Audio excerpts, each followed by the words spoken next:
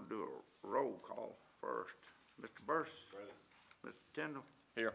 Mr. Cox? Here. Mr. Lucas? Chair's here. Okay. Before we start this meeting, I've asked Mr. Burris if he would lead us in prayer before we start. Father, we thank you, Lord, for this day, Father, that you blessed us to see. We ask, Lord God, that you would bless us, oh Lord, as we deliberate this business of the county. Pray, God, for your divine guidance, that you would give us the right decisions to make. We ask, Lord, that you would just continue to bless this great nation of ours, continue to bless this county and this city and its inhabitants. We ask, Lord, that you would just continue to keep us focused on what we're supposed to be doing and make the right decision. Thank you for your son, Jesus, dying for our sins. In Jesus' name, amen. Amen. I pledge allegiance to the flag of the United States of America and to the republic for which it stands, one nation, under God, indivisible, with liberty and justice for all.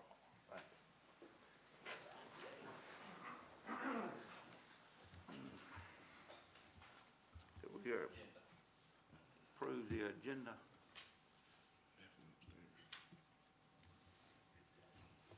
Mr. Chairman, I offer motion that we approve the agenda as printed. Second. Got a motion and a second. Any discussion? All in favor? Aye. Approved agenda, okay. Guest speaker, we don't have a guest speaker, do we? Okay, let's move on. Consent items, okay, this is consider a motion to enter into this executive session. Mr. Chairman, I move we legal and personnel. I move we move into executive session for legal and personnel. Legal and personnel, okay. I second. Got a motion and a second. Move into executive session. All in favor? Aye. So we'll go Okay. upstairs. We gotta go upstairs to that room. Okay. There's not another room down there.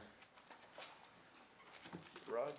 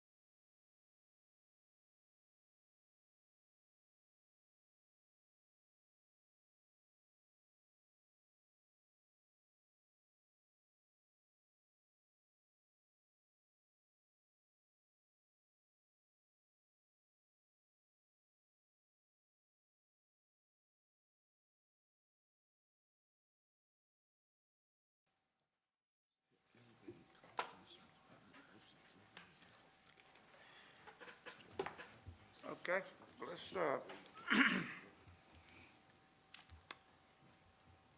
we need to come out of Back into executive regular- session though. Yeah, we have adjourned executive session. I hear a Now we motion. come back into regular Yeah, session. okay, I hear a motion to adjourn the executive session. We did that in there. We could need a motion to come back into regular session. Okay, we need a motion to come back in. Right. Okay. I So hear a moved. motion that we come back in. So moved. Second. Got a motion and a second. All in favor? Aye. Okay.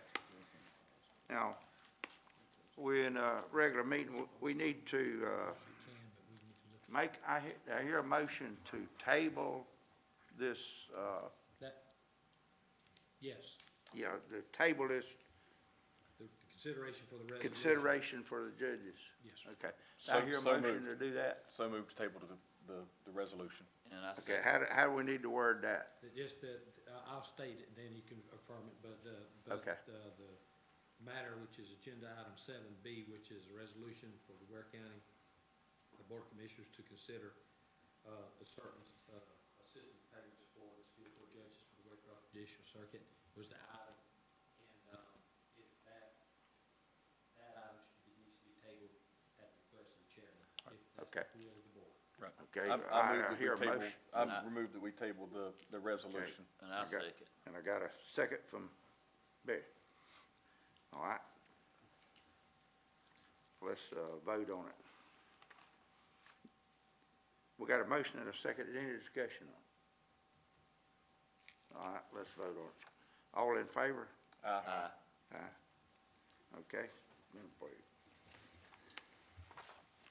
All right, so we're gonna table that one. All right, now we're gonna see, we're going to Albany Avenue grade separation update. And I think the manager has a report on the grade separation for Albany Avenue overpass. Yes, sir, Mr. Chairman, Commissioners, I've, put in your booklet, Yeah. 2 emails from PDP, engineering partner, Practical Design Partners Engineering Firm.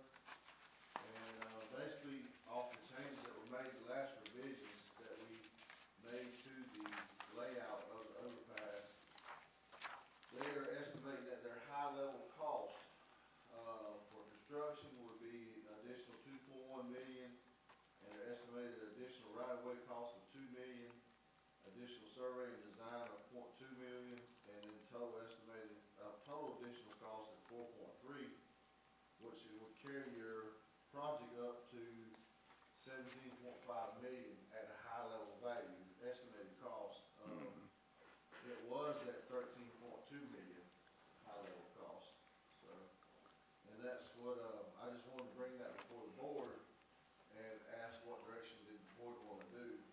We estimated 12 million in SPOS, and I'm not sure the legalities of using other road SPOS monies to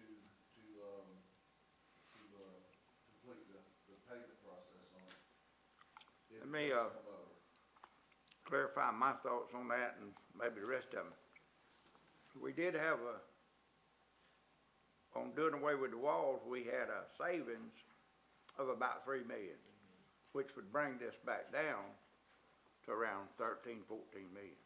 Is that correct? Well, we had the savings that brought it down to 13 million by removing the walls, but from my understanding, the way he stated here, is that by doing the changes, it's gonna carry it back up to 4.3 million. Is what I'm. Where's he, well, it was 13 million in the beginning, Mr. Chairman. wasn't it? So, If I'm so my understanding based on this letter is that he says the preliminary cost option is 12.3 million construction cost and 15 million total, including the right-of-way and utilities. So the initial cost was already 15 million. And so Right. then the new cost with the new high cost of it is 16 million. So we're looking, the difference in what we're doing is $1 million from what he's saying right here. And that, and from that meeting that we did when we were looking at that design, it took into a little bit more property. Some little bit more road work over there, off the Garlington Avenue, and I think it's M Street. In that area, it was looking some more stuff, and so, but unless my understanding of this is wrong, we're looking at a total difference, high-level estimates of $1 million from 15 to 16. For 1.3 is the way I'm looking at it. Yeah. Probably 1.3 because you're getting 3 and putting in 4 costs, so Right. in the neighborhood of that. $1.3 is the difference. Million 3. Okay, I'm like John, that's where I picked up the same thing. so, we budgeted, what was it, 12 million in the spots? Yeah, we got 12. All right, what was the next, when it went up above the 12, what was that for? Sir, The bridge was extended another, if you remember right, they added another track in the middle of, in the first phase of it. When the railroad added another track, that made him 20 more foot on the bridge. So we had another increase of 1 point something. One, is that done? Okay. It's like $1 million for every 100 foot. Yeah, that was a increase in the, Okay, so that was basically what they refer to as the construction cost, when you extended it out. Okay, this is what I'm trying to figure on, okay. In the original design, we had the retaining wall, right? correct. Okay, let's say if we remove the retaining walls, we would save 3 million. 3 million. Okay, but then you come back and go with the right-of-way acquisition that we wouldn't have had with the retaining wall, right? But so now you bumped it back up, what was that, about 2 million? It's about $1 million, $1.5 million. Million and a half. So then you got to back that out of that 3 million, so actually we didn't save but like $1.5 million, but then they estimate what the right-of-way acquisition is, what, 2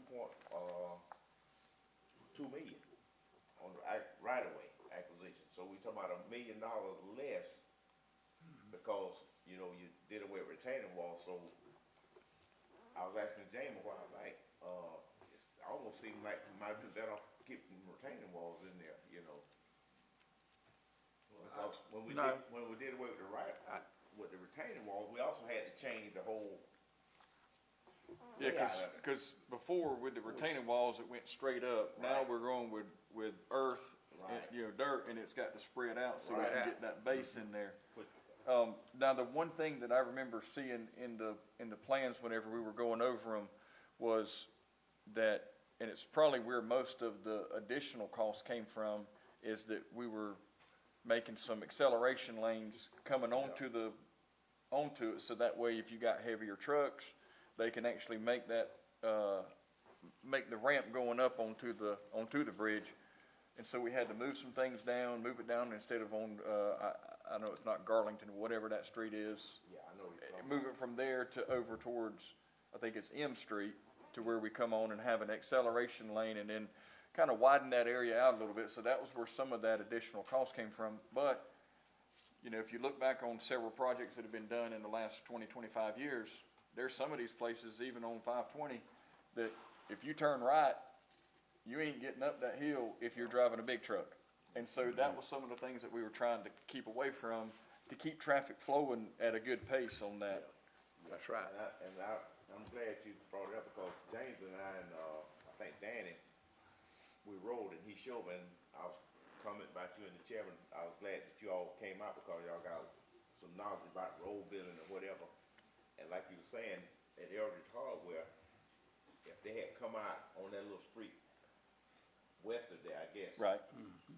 You would have had a hard time, but by them closing that street off, making a cul-de-sac there, then you had to extend it out, but you had a running start. for Right. lack of a better term, to Right. come off of, what is that, M Street? I think it's M Street. Right, to go make that overpass. So, so James, let me ask you this. So if we proceed on as it is right now with the new thing, and we're at 16 million for high cost of it, so that means we're about 4 million over budget, or what we are estimations. Estimate. What, do we have specific projects that would go lacking that we wouldn't get done on that, out of that SPOS money, that we'd be sacrificing those in order to do this? If we could even do that. We would have to research the language. That's what, Tony and I were just discussing, we have to research the language and see if we can actually pull that extra money from the SPOS, or if we have to pull it from the, even if we can pull it from the discretionary D-SPOS. Yeah. So we'll have to look at that language and see if we can do that. And so, at a broad level, without possible constraints in how we develop our referendum and our policies on the front end, generally speaking, we should be able to reallocate money. But we, it can't be a definitive answer until I sit down and have an opportunity to review that, and then from that, James and I can work and bring forth, what the opportunities and possibilities are Right. to What- find that additional funding. Okay, what contingency did we put in it in the beginning? That's correct. We What, gotta see that. didn't we have a million, 2 million in A contingency? million, you had a should million in have. contingency? Naturally, we put something in it, Surely, I would think. But You had that I think it was a million in contingency. so, So- That's on for the overpass. million. Yes, sir. And we don't know what it's gonna come in at, Right. That's also true. so That's the high estimates. this is all high estimate. Yeah, I mean, you may come in lower than that. You go Yeah, higher. you may come in under, That's right. we That's don't know. Is their estimate 17.5 million? Where does that come in on this last? That's their last estimate for those Right. revisions, 17.5 million. But you Yeah. got, So what I'd recommend is James and I will look at, what the funding piece of this is. At least so the board can be aware of that. Of course, to the chairman's point, until you get the bid in, you don't know. you don't know. But moving forward with this, if it winds up being what that high estimate says, we just need to understand we're gonna sacrifice some projects that we were hoping to You get got- done. provided in you order- can do We're it, gonna have to build this something's overpass. gotta. So whether we get it Some from, allocation's gotta- whether we get it from contingency monies, Yes, or sir. whether we get it from, that we can reallocate some of the SPOS funds, we're gonna sacrifice a road somewhere Yes, sir. in order to get this overpass, which, I'll be honest with you, I'm okay with, because From the, traveling through Waycross, we've got to get over these bridges, We over gotta get over these these railroad trains. tracks, These and so trains are killing us. I'd be willing to say, if you ask the taxpayer out there, what would you rather have, an overpass in town or more asphalt on an older road? I'd be willing to say, most of them would probably say overpass. Tired of waiting on it. That's right. We've been waiting on them for 200 years.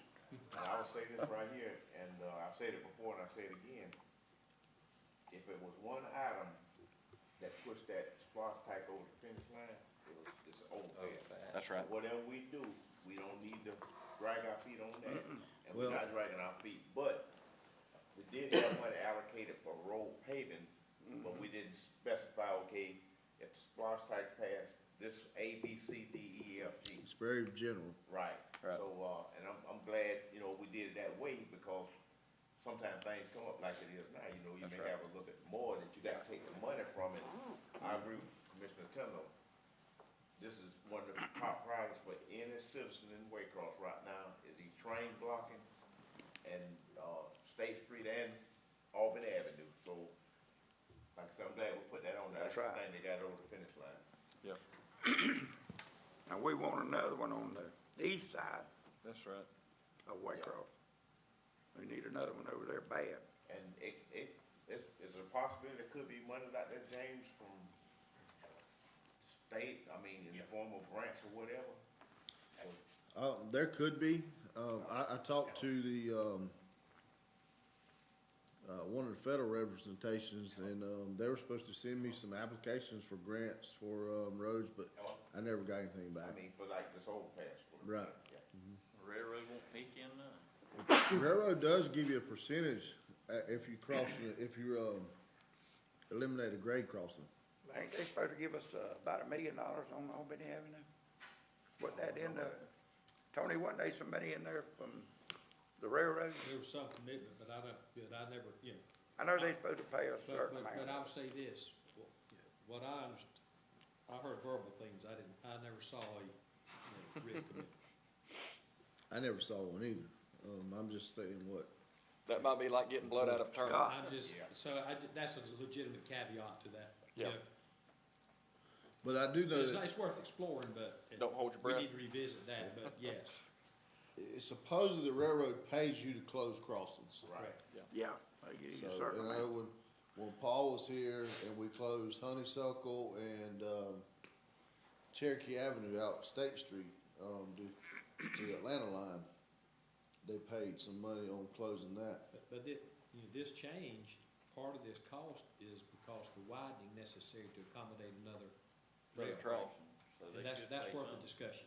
And that's, yeah, I'm glad you brought that, because that's something we can let the railroad know, hey, That's worth a discussion. we run this because we accommodating you all. That's right. And it's cost us about another $2 million, That's Right. correct. just for that little bit. And I don't know who the head wigs are now up in Jacksonville or whatever, but it wouldn't hurt. I mean, the only thing you do is tell you know what, that we had to And- have a delegation or somebody to go down there and talk and explain to them, you know. And I think you would have a legitimate argument there because from my understanding, when they done the surveys and did the research, railroad didn't have any right of way across that road. Well, I didn't wanna bring it up since you brought it up. They did, they don't have right of way there. Right. Nah, I don't, And we're acquiring right of way to accommodate their right of way That's right. to the tune of 1.2, Right, possible, right. Additional right-of-way correct. because of The widening, having to put that third track in there. that's correct. Okay. Which if they're gonna put that third track in there, then there's So what I- absolute that we get an overpass. Yeah. So what I need from the board is, do you want me to tell the engineers to proceed on? Or how do you want to handle it with this last revisions? Okay, we need a motion then to let you know to go ahead with it. I don't know that we need a motion, but we Motion. at least need a, agreement. Administrative guidance is what, Yeah. You got it. Okay, Mr. Chairman, before we get the motion on the floor by that, so, at this point, the retaining walls is pretty much out. We got to go with what we got now for the right-of-way acquisition, or if we go back, it'll cost us a lot of money. Yeah. so it'll cost more to go with the Go retaining back, wall? yeah. And what I'm understanding is, they're asking to be sure we're committed to the design, Which is the one without the retaining wall? right? Right. Right, Design without the and the retain- turn lanes, and Right. the acceleration And, lanes. you know, I liked, I didn't really see a whole lot in the previous design, but I liked what we looked at the day that when we were meeting with these guys, these designers. I liked looking at that. You know, I've seen the tentative timeline on it, and it looks like it's gonna go out for, if we stay on this, I mean, it'll be another 2 years before it goes out for bid. Now, I hope we could kind Was hoping of dial that before thing that. back a little bit, but still, what I was getting to is that gives us about 2 years to ensure that we can, come up with the funding, because it's probably gonna be another, I mean, how long it take to build something like that? 2 years? You said, Probably a year, year and a half, So, maybe so it's probably gonna be 29 before it's finished. right, 2 So we years. got 4 years between now and then to come up with the additional $4 million that we need. and did I understand you say you think it's 2 years before we even put it out for bid? I think what it according- says. According to 27 is that what they're estimating, timeline, March of 27. the timeline that they put in their estimated timeline, they said it was gonna go to bid March of 27. Or we still got to acquire the And he right of told way us and- in the beginning that we'd bid it in 25. Yeah. You I- can't, Wasn't see, it? the thing is, the sequence is, what they're really saying is, we need to know if this is it, then we gotta design to this, because we gotta acquire right of way to this. Right, And that right of way acquisition's gotta occur before, ultimately, we gotta know that, we can't build without right of way. Right. right.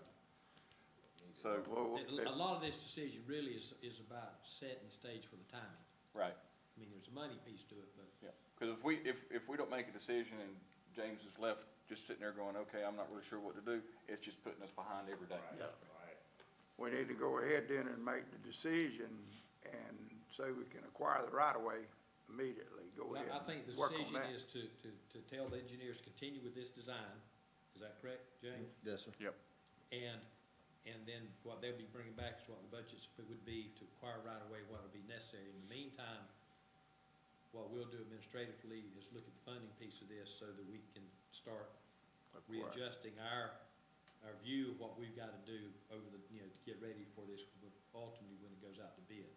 So from an action standpoint, I think there just needs to be a consensus. You can do it by vote or give James the affirmation that you've prepared for him to let them know to continue this design as proposed. Yeah. Which Okay. I think that's where we are right now. Yes, We're gonna move on, but also, I think we need to really talk to CSX. Right. I don't know how we'll do that, but not over the phone, but maybe go down in person.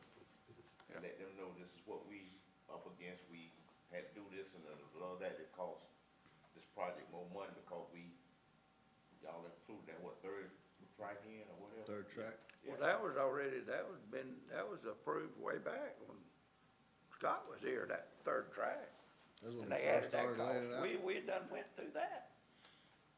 So, but that's what That carried it was back over already your been- budget. remember? Went through from the first design. You remember, it wasn't long before he came back and said that the other track was added, Yeah, they was wasn't it? thinking about adding the I mean, track. that's already done, we done discussed that. That was already in the other, is that right, John? Just But I the- think we need to try to see if we can get them to come be a partner in this right here too, to some degree, you know. I'll research on the computer to see, and, also I'll talk to PDP and see if there's any discussion with CSX as far as funding. And then we'll proceed on who to contact and see if we can't maybe set up some meetings to see what they can, help us out with. Because I think they were doing the one in Valdosta, I believe. That's one of the reasons, they were already familiar with the railroad and dealing with them, so. Okay. Right. So, and just to make it clear, I guess let's just get a vote, a We motion just to need vote an on it. okay for you to go ahead with what we got, okay? Right. Is y'all agreeable with I'm that? agreeable. You- I'll make you a motion agreeable? Yes. You got a motion? Okay, I'm Can we a just Second. get- you got a motion and a second to go ahead and, Who made the motion? I did. There. Second, John. second, John. Okay. Any discussion? Okay. All in favor? Aye. Okay, you go ahead with the design he got. Okay, any more?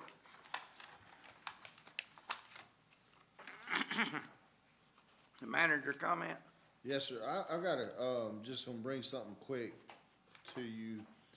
I had a gentleman call that lives at 8235 Old Nichols Highway, and, Mr. Sprouter. He stated that FEMA, or the cleanup crew, when they came through, they tore up a stump that was kinda close to the edge of the right of way by the ditch. They got it up, and set it by the road, but never came and got it. I guess it's too big for their knuckle. their boom, and so there was a miscommunication. The skid steer that had the splitter on it didn't ever go back, and so I just wanted to bring it before you guys, for the commission, to get direction because of what this may start. Because we've had other calls and they refused it, but they were different in situations. You know, I feel like that if that's the case, that FEMA or the cleanout crew went up there and tore that stump out or rolled it out or whatever, and they just was lack of communication that they didn't come back and get it, that we probably need to go get that stump and get it out of the way. I don't know if I do that now. I just got one off the side of the road on my land, Yeah, December the 14th. And, I hung a underground cable, and I got a bill the other day for $1,080. So I don't tell nobody to get no stump off the side of the road. right. Well, this one's out of the dirt. It's out of the dirt. Yeah. Pull up a line. Yeah, I didn't tear it up. I didn't know, but These new. later, I seen somebody out working. We done cleared the land going on. Got a bill. There's numerous of places Tore up the though that line. stuff still side the road that I guess got overlooked, even in some of the short streets in Jamestown. They Right. stuff piled up that never got picked up. And that's why I wanna bring it before y'all, Yeah. because what this may if Trigger. you do, they better be, somebody that's capable of calling in locates and assuming the damages if anything Right. happened. Cause, we got several of them stumps where they blow down on the right of way, they got the trees off of them. I can go show you several of them. that Well, needs this to actually be stumps moved. out of the dirt, so, Most of what I saw was already out of the dirt, pile side of the roads, but, and it's If gonna they're have out to like be that, picked you pick 'em up up. somehow. right. So, sir, If they're out like. Yeah, but out. Yeah, He's this is talking out of the about, dirt. then you could pick those up. If any of it's not out of the dirt, I wouldn't mess with it. Yeah, I wouldn't touch them at the end. I wouldn't Right. mess with them, they still hung in the dirt. right, that's my understanding, this one's actually been pulled out of the dirt, out of the ground, it's just It's on top sitting of the there, dirt. yeah. Yeah, you can pick it So, up. I just want to get direction from the commission How because you what gonna, may, what you gonna do to let the, Public Works have to go Public get an Works go excavator get and a it. dump truck. Excavator. What about the small stuff, like there's one place that's got pine straw and limbs piled up? We'll have to get, we'll have to get the maintenance shop to, check out the, Boom cherry truck. picker or whatever and then have them go out there and get it. The problem is we don't have anywhere to, That's what I was to gonna dump say, it. where you gonna carry it when you? We'll have to carry it to a landfill or somewhere. Landfill. well, if we, what's wrong with that old truck? It's a pretty good truck, it just needs cranked up and running, it needs somebody to operate it really. That's what happened, the guy that always run it, he retired, and they just never, nobody else was trained to run it, I think, so. It's not new, but it will operate, you know, to get, where would you carry the stuff, James? You just have to carry it to a landfill. Landfill. There may be a place in Blackshear that handles inert, I'm not sure. They are right there in the industrial park, I see they got a bunch of stuff piled up, So, Okay. we can't carry it and pile it at our place because that's commercial waste at that point, Yeah. and EBD write us up. my suggestion is to find out where we could carry it, and then maybe go, you know, make a move to start cleaning up some of it, you know, the smaller stuff. As long as it's already out of the dirt and pile side of the road. We may have to have it marked, and then, like FEMA was doing, Yeah, Yeah, we're either gonna have to find an inert landfill somewhere in this area or haul it to a solid waste landfill. yeah. Right. You know, which closest one would be Atkinson County from here. Pearson, probably be the least expensive. Take it over there, but I think there's some inert landfills that the cities or counties own around, but we just have to get permission to haul whatever, and I mean, honestly, you're probably not gonna get it. Just because they've already got enough of stuff of their own that they're putting in there. It's probably hard. And so they're limited on space on Right. everything, so most likely, we'd have to be hauling it to a sanitary landfill. Some of the public may have a landfill, some of the contractors may have a inert landfill. This is not licensed, I won't authorize them to dump there. There's no. There Not are one some in the county. privately owned, some of the contractors, some of them do have Yeah, I a saw permitted, some of 'em have a permitted permit. landfill. To put Permanent waste back in landfill? there. Just debris. Yes, Yeah. yes, wood debris. I think there's 3 of them clear in Ware County, Well, if they have, I mean, we can talk and see if we can, yeah. Yeah, well, they might let us put a few stumps in. yeah. Okay. So, All right, any more? the other item I had was, Development Authority Director Jason, he's requested, to discuss and see if we can provide him an office upstairs for him and his guy. In or in a couple of our vacant offices up at top. I don't know if anybody's brought that before your discussion in the past or not. Down there by finance. They have, but we've had that before, asked about that. But there was something about it, Mr. Burke. Yeah, remember? matter of fact, I've mentioned, talked with Jason, it's probably been, I don't know, over a year ago. You know, just going out there about, first of all, what the development authority is now, it's pretty much off the beaten path. If you got industrial prospects, or whatever, coming in, they're gonna have to pretty much know where they're going to get out there. Right. And what, being up here at this office and everything, we got a lot of space up here that's just going unused. So I was wondering about the possibility of him having, like, he only has one himself, and then they have a board meeting, which that's no problem, they just meet once a month. Right.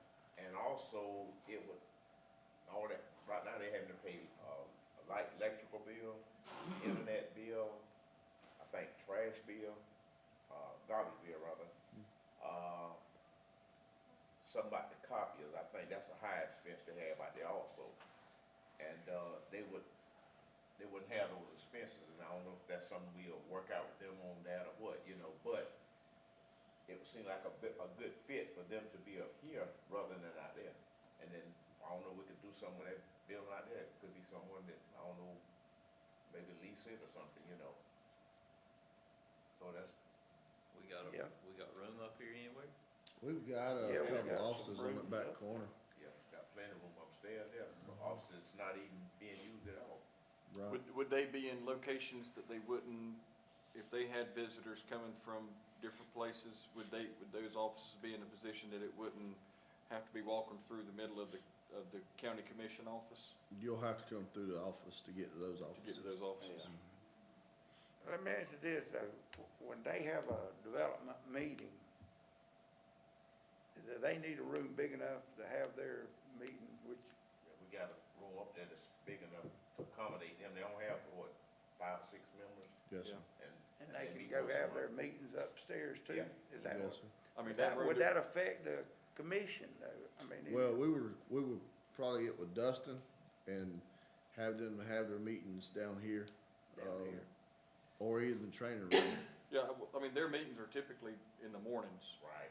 like 9 o'clock in Yeah. the morning. You They can can almost have it do, here, 10 o'clock. this room, you could almost do everything you can do in the room in the commission chambers. Okay. And, you know, something else, John, I'm glad you asked that question about them, you know, coming in through the office up there and everything. They actually could come in from the side over there, if somebody came up, they would never even have to come in through the front of there, what Kaylee and Sharon and all them, they come up from the back side, because that's where his office would be up there on the back side. Right. Yeah, we put a keypad on it with a Yeah. magnet lock on it the That other way day. they wouldn't even, never even have to come Yeah, through there. because that would be the thing, is if we're bringing in people from out of town, industrial prospects or whatever, you know, I'm not sure if I'd want to be bringing them through the county commission Right. office and, you know, bothering the ladies up there and stuff like that. I think it'd be a little more professional if they were coming in and not have to go through Right. a totally different office Right. in order to get to the industrial authority's office. Like I say, come in from the street side, come in, Yeah. keypad, whatever, come in, and it's not like where you gonna have somebody every day. It's just Right. probably, you know, Yeah. sporadic Yeah. when they coming in. Okay. But I think it would be a good fit for them up there. And Yeah. then, like I say, that building out there, we could do something with it, you know. Yeah, that could be leased out to somebody. Right. Okay. Any more? The mowing contract that we have with that company that mows our right-of-ways, some of our right-of-ways, they were asking, it's almost time for them to start. Do we wanna push back their start date a little bit and see if we can get it to dry, allow some areas to dry before they start mowing, or just go ahead and start, and it's up to the commission? So, Well, the grass is not growing real bad, but, It's and the fixing to start ditches now. are wet. right. They all full of water. I know what they're talking about. That's kind of a catch-22 right there. We 'cause could- the hey, You as soon could as delay it it. warms up a lot more, the grass is gonna start growing, but it's still wet, so. It's still wet. How far do you want to push back, or we want to? It was a short period of time, I don't remember exact dates, but. Week, 2 weeks, 3 weeks? I think it was 2 or 3 weeks, that was 2 or what 3 we weeks, looked at, see if we can get it to dry a little bit, you know, everything's starting to drink now, and so it's drying. Y'all have any problem with Yeah, that? I'm good with pushing it. I'm good with pushing 2 to 3 weeks. If we're talking about 6 to 8 weeks, I'd be like, I don't know, it'd make it look bad. 2 or 3 weeks? Yeah. Okay. Y'all agreeable with 2 or 3 weeks? Okay. That's okay. Mr. Chairman, I got a question to the manager, maybe Johnson, have we heard anything from FEMA on our monies? I have not, but I think. He's over there shaking his head. I've talked to him every week, and all of our stuff is in process, it's being processed. They just tell me any day, we could see that money, but Yeah. we don't know what day that is. I'll call Elon next week. Yeah, there you go. But all of our stuff is submitted, it's been approved, it's just a matter of Writing a check. writing a check. So we have been approved, so Yes. that's somewhat of a consolation, Yeah. but it's feel better when we get the money back. Yeah. I would too. Yeah. Mm. That's all I, Thank you on that, and Mr. Burris, I'm glad you wrote that one up. Okay, any more? That's all you got? That's all I have, yes, sir. All right, commission comment. Any of y'all got anything? Is the day-to-day, they opening the bids, James, on the paving the road? They're up there now, or should be. They probably open at 11. They might have been gone. Oh, they done go. That was happening at 11, yeah. well, that's on the ones for 3 of them. There was the Pascal, Pascal and yeah, North McDonald, wasn't it? yeah. That's the project McDonald, Hofstadter was working on? Cornelius, one Carl had. Carl Hofstadter, yeah. Pascal, McDonald, Cornelius, and I think that's good, Good, yeah. yeah. Okay. I'm good. Okay, any more? If not, I hear a motion So to moved, adjourn this Mr. meeting. Chairman. Second. Got a motion and a second. All in favor? Aye. Meeting adjourned.